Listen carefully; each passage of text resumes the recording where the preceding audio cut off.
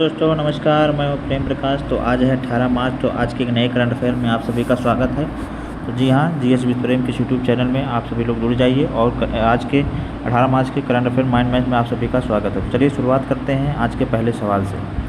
आज का पहला सवाल है कि हाल ही में वायु प्रदूषण से निपटने के लिए उत्तर प्रदेश ने किसके साथ साझेदारी की है। जी हाँ, हाल ही में उत्तर प्रदेश ने अभी वायु प्रदूषण से निपटने के लिए किसके साथ साझेदारी की है। तो यह विश्व बैंक के साथ। जी हाँ, विश्व बैंक के साथ हाल ही में उत्तर प्रदेश ने वायु प्रदूषण से निपटने के लिए साझेदारी की है। UP clean air management programme चालू किया गया है। जी हाँ, Uttar Pradesh clean air management programme चालू किया गया है और इसमें कुल 299.66 मिलियन डॉलर का निवेश किया जाएगा, जिसमें 140 मिलियन के लगभग विश्व बैंक इसमें निवेश करेगा। राज्य भर में 200 नए वायु गुणवत्ता निगरानी स्टेशन स्थापित किए जाएंगे। यह कार्यक्रम जो है 10 वर्षों तक चलेगा और 2 वर्ष की ग्रेस अवधि में इसमें शामिल है, जिसे आप लोग याद रखेंगे। यहाँ हमने देख लिया कि इसमें जो है 2 वर्षों की ग्रेस अवधि भी शामिल है और 10 वर्षों तक यह कार्यक्रम चलेगा, इसे आप लोग याद रखेंगे। तो यहाँ हमने देख लिया पहला सवाल कि हाल ही में वायु प्रदूषण से निपटने के लिए उत्तर प्रदेश ने किसके साथ साझेदारी की है। तो ये हमारे विश्व बैंक के साथ साझेदारी की है, इसे आप लोग याद रखेंगे। विश्व बैंक जैसे कि आप लोग जानते हैं वर्ल्ड बैंक, जिसकी स्थापना 1945 में हुई थी, 44-45 में, और इसका मुख्यालय जो है वाशिंगटन डीसी में है। उसके अध्यक्ष जो है अजय बंगा जी हैं, इसे आप लोग याद रखेंगे। अगला हम लोग देखेंगे आज का दूसरा सवाल देखेंगे। जी हाँ, दूसरा सवाल है कि राष्ट्रीय टीकाकरण दिवस कब मनाया जाता है। जी हाँ, हाल ही में अभी राष्ट्रीय टीकाकरण दिवस मनाया गया है। तो 21 तारीख को मनाया जाता है। तो ये हमारा 16 मार्च को। जी हाँ, 16 मार्च को राष्ट्रीय टीकाकरण दिवस मनाया जाता है। यह दिवस जो 1955 से शुरू किया गया था, पल्स पोलियो कार्यक्रम की स्मृति में मनाया जाता है। जी हाँ, 1955 में ही पल्स पोलियो कार्यक्रम की स्मृति में इसे मनाया जाता है। टीकाकरण के प्रमुख लाभ जो हैं, टीकाकरण से प्रमुख लाभ की बात करें तो संक्रामक रोगों के प्रसार को रोकना, महामारी प्रकोप कम करना, सामूहिक प्रतिरक्षा का निर्माण करना, शिशुओं बुजुर्गों का ख्याल रखना भी इसमें शामिल है। अगला देखेंगे भारत के प्रमुख टीके इनएक्टिवेटेड पोलियो। जी हाँ, इनएक्टिवेटेड पोलियो वैक्सीन जो कि 2016 में आया था, रोटा वायरस वैक्सीन 2016 में डायरिया के लिए, खसरा रुबेला 2017 में, न्यूमोकोकल, जी हाँ, न्यूमोकोकल कॉन्जुगेट वैक्सीन जो है 2017 में निमोनिया के लिए लाया गया था। कोविड-19 वैक्सीन जो है ये भी हमारा आया था। टीके की खोज की बात करेंगे तो 1800 और 1798 में एडवर्ड जेनर के द्वारा किया गया था। चेचक के टीके की खोज सर्वप्रथम की गई थी। तो आप यहाँ इसे भी याद रखेंगे। तो यहाँ हमने आज का दूसरा सवाल भी देख लिया कि राष्ट्रीय टीकाकरण दिवस कब मनाया जाता है। तो 16 मार्च को मनाया जाता है, इसे आप लोग याद रखेंगे। और मिशन इंद्रधनुष भी है, वो भारत में हमारे चलाया जा रहा है, वो भी हमारे टीकाकरण से ही संबंधित है, इसे भी आप लोग याद रखेंगे। अगला हम लोग देखेंगे भारत के world para athlete grand prix. यहाँ हमने देख लिया कि भारत ने world para athlete grand prix 2026 में किस स्थान पर रहा है। जी हाँ, भारत में world para athlete grand prix जो है 2026 में किस स्थान पर रहा, तो पहले स्थान पर रहा। जी हाँ, 208 पदकों के साथ कुल पहले स्थान पर रहा, जिसमें 75 गोल्ड, 69 सिल्वर और 64 ब्रॉन्ज मेडल हैं। 8 देशों के कुल 258 एथलीट्स ने इसमें भाग लिया। और आयोजन की बात करें तो जवाहरलाल नेहरू स्टेडियम में नई दिल्ली में हुआ था। और इसका कौन सा संस्करण था, यह इसका 13वां संस्करण था, इसे भी आप लोग याद रखेंगे। तो यहाँ हमने देख लिया कि भारत ने world para athlete grand prix 2026 में किस स्थान पर रहा, तो इसमें पहले स्थान पर रहा है 208 पदकों के साथ, जिसमें 75 इसने गोल्ड जीते, 69 सिल्वर जीते और 64 ब्रॉन्ज जीते। इसमें इस पैरा वर्ल्ड एथलीट में कुल 8 देशों के 257 एथलीटों ने भाग लिया। और यह आयोजन जो है जवाहरलाल नेहरू स्टेडियम नई दिल्ली में किया गया और यह इसका 13वां संस्करण था। दूसरे स्थान की बात करें तो इसमें रूस जो है दूसरे स्थान पर रहा, इसे भी आप लोग याद रखेंगे। अब हम चलेंगे आज के अगले सवाल पर, जो कि बहुत इंपॉर्टेंट है, आप लोग इसे ज़रूर नोट करिएगा। दूसरा सवाल, आज का चौथा सवाल है कि साहित्य अकादमी अवार्ड 2025 घोषित कर दिया गया। जी हाँ, अभी हाल ही में साहित्य अकादमी अवार्ड 2025 को घोषित कर दिया गया। यह कितने भाषाओं में दिया जाता है, इसे आप लोग ज़रूर बताएं कि यह कितने भाषाओं में दिया जाता है। तो यह 24 भाषाओं में दिया जाता है। जी हाँ, साहित्य अकादमी अवार्ड जो है हमारी 24 भाषाओं में दिया जाता है, जिसमें 22 भाषा जो हमारे संविधान में उल्लेखित है और प्लस राजस्थानी और अंग्रेजी, ये 2 भाषाएँ जो हैं इनको अलग से दिया जाता है। कुल मिलाकर टोटल 24 भाषाओं में साहित्य अकादमी अवार्ड दिया जाता है।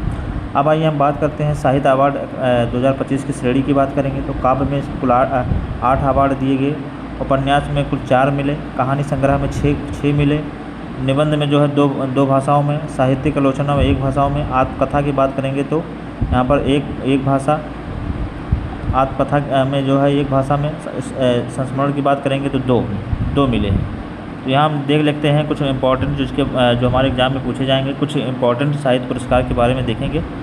तो सबसे पहले हम हिंदी के बारे में जो है कि ममता कालिया को, जी हाँ बहुत इंपॉर्टेंट, ममता कालिया को मिला जीते जी इलाहाबाद जो है कि एक संस्मरण है, जी हाँ एक संस्मरण है यह, और ममता कालिया जी को यहाँ मिला है जीते जी के लिए, जो कि इलाहाबाद की हैं। तो इसे आप लोग जरूर याद कर लीजिएगा, ये हमारे एग्ज़ाम के लिए आने वाले जितने भी एग्ज़ाम हैं वहाँ पे 100% ये पूछे जाने की संभावना है इसकी। उर्दू में की बात करेंगे तो उर्दू में प्रीतपाल को मिला, जो कि सफ़र जारी है के लिए, यह कविता संग्रह इनका है। अंग्रेजी में जो है नवतेज सरना जी को मिला है, जो कि क्रिम्सन स्प्रिंग के लिए यह उपन्यास है। बांग्ला की बात करेंगे तो प्रसून बंदोपाध्याय जी को मिला है, जो कि डुगम्बी लामा मनसे गथुन, यह भी एक उपन्यास है।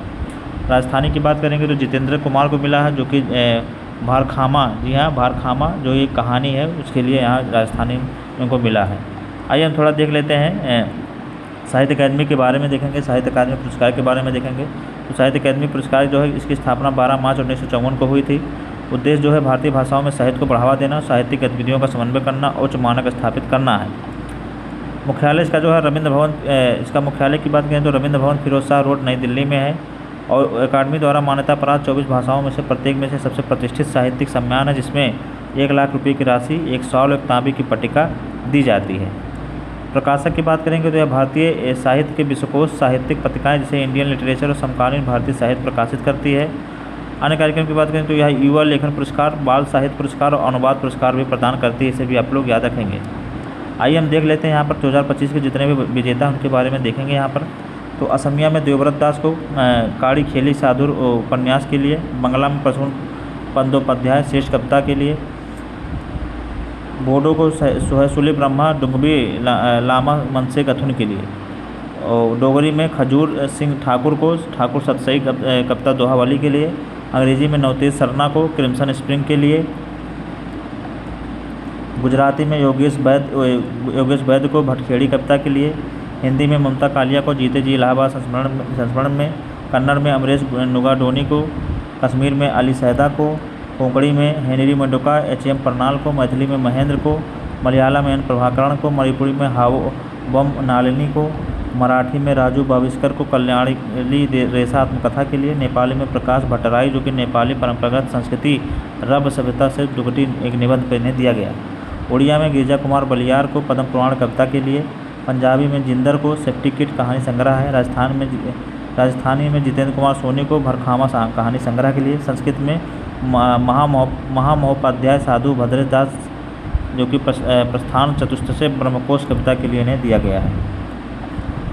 संथाली में जो है सुमित्रा सोरेन को, सिंधी में जो भगवान अटलानी को, तमिल जो है तमिल सेल्वन को, तेलुगु में नंदिनी सिद्धा रेड्डी को अनिमेश कविता के लिए, उर्दू में प्रीतपाल सिंह बेटा सफ़र जारी के लिए दिया गया है। तो यहाँ हमने देख लिया कि ये जो हमारी 24 भाषाएं में तो किस किस को कौन कौन सा इसके लिए पुरस्कार मिला, इसे आप लोग ज़रूर याद रखेंगे। और यहाँ पर हम थोड़ा एक सुधार करना है आपको, सुधार करेंगे यहाँ पर हम देखेंगे कि यहाँ पर हमने जो बांग्ला वाला लिखा है यहाँ पर डुंगबी लामा नहीं है, ये हमारा बोडो का है। यहाँ पर इसका श्रेष्ठ होगा, श्रेष्ठ कविता, जी हाँ। तो यहाँ पर इसे आप सुधार कर लीजिएगा देख के हमारे इसमें PDF में। अब हम चलेंगे आज के अगले सवाल पर। जी हाँ, आज का 5वां सवाल देखेंगे। जी हाँ, 5वां सवाल है कि भारत में जैव विविधता संधि को अपनी कौन सी रिपोर्ट सौंपी है। भारत ने जैव विविधता संधि को अपनी कौन सी रिपोर्ट सौंपी है। तो इसकी 7वीं रिपोर्ट, जी हाँ, भारत ने अपनी 7वीं रिपोर्ट जैव विविधता संधि को सौंप दी है। यह रिपोर्ट जो है CBD के 3 मुख्य देशों को प्रतिबद्ध है, जैसे कि जैव विविधता का संरक्षण, प्राकृतिक संसाधनों का सतत उपयोग, आनुवंशिक संसाधनों से लाभ। यह रिपोर्ट जो है पर्यावरण, वन एवं जलवायु परिवर्तन मंत्रालय MOEFCC द्वारा जारी की जाती है, और भारत की 2026 रिपोर्ट 142 राष्ट्रीय संकेतक इसमें जारी किए गए हैं। जैव विविधता पर अभिसमय CBD एक वैश्विक पर्यावरणीय संधि है, जिसे 1992 रियो डी जेनेरियो पृथ्वी सम्मेलन में अपनाया गया था। यहाँ हमने देख लिया कि जैव विविधता का अभिप्राय जो है CBD एक वैश्विक पर्यावरण संधि है, जो कि जिसे 1992 रियो डी जेनेरियो पृथ्वी सम्मेलन में अपनाया गया था।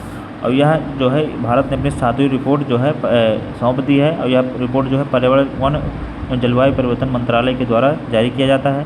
आइए अब हम 7वीं रिपोर्ट में क्या क्या मेंशन किए गए हैं उसके बारे में थोड़ा हम लोग चर्चा करेंगे। यहाँ पर देखेंगे जैव विविधता के बारे में। तो यहाँ देखेंगे जैव विविधता जो लक्ष्य है, जी हाँ, ये हमारी 7वीं रिपोर्ट की जो रिपोर्ट है उसके बारे में दिया है। ये आप इसे देख सकते हैं कि रिपोर्ट के अनुसार भारत के सभी 23 जैव विविधता लक्ष्य सही दिशा में आगे बढ़ रहे हैं। यह भारत की नीतियों, अंतर्राष्ट्रीय प्रतिबद्धताओं के बीच मजबूत तालमेल को दर्शाता है। साथ ही बुनियादी ढांचा, कृषि, वानिकी, तटीय पारिस्थितिकी जैसे क्षेत्रों में विविधता संरक्षण को शामिल किया गया है। जैव विविधता में प्रगति की बात करेंगे तो रिपोर्ट में वन और पारिस्थितिकी प्रबंधन में महत्वपूर्ण सुधार दर्ज किए गए हैं। दर्ज वन क्षेत्र की बात करेंगे तो 7,75,377 वर्ग किलोमीटर, जो कि 23.59% है।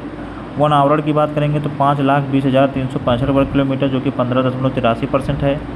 कुल वन और वृक्षावरण की बात करेंगे तो 8,27,356.95 वर्ग किलोमीटर, जो कि 25.17% है।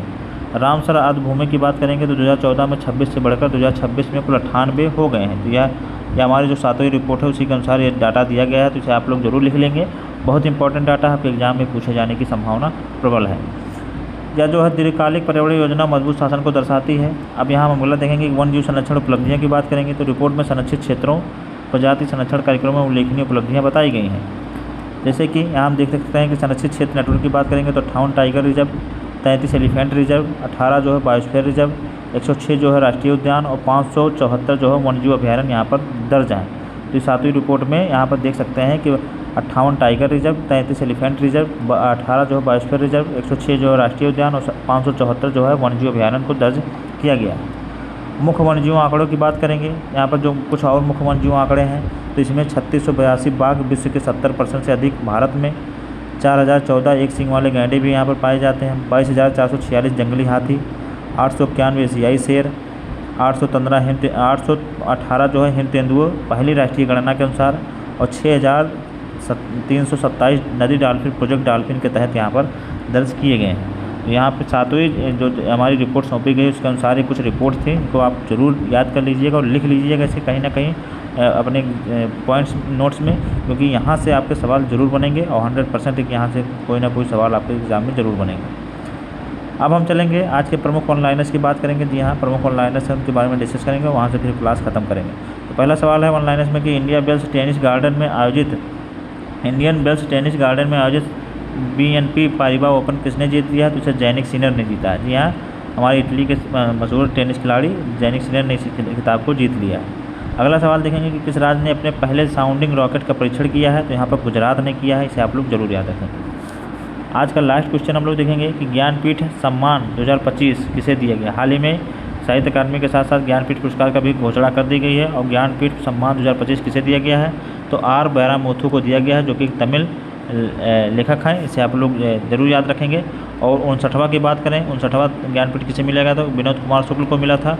58वां की बात करेंगे तो यहाँ पर रामभद्राचार्य और गुलजार को मिला था। जी हाँ, भद्राचार्य जी को 58वां मिला था, 59वां जो है विनोद कुमार शुक्ल को मिला था।